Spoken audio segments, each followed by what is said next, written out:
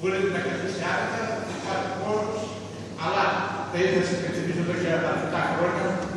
ήδη είναι γνωστό βέβαια να σας υπενθυμίσω και πάλι ότι